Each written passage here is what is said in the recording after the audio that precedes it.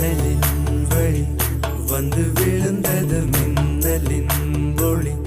அதில் தெரிந்தது அழகு தேவதை அதிசய முகமே. தீப்பொறி எழ இரு விழிகளும் தீக்குச்சி எனையுரசிட கோடி பூக்களாய் மலர்ந்தது மனமே. அவள் அழகை பாட ஒரு மொழி இல்லையே, அளந்து பார்க்க பல விழி இல்லையே.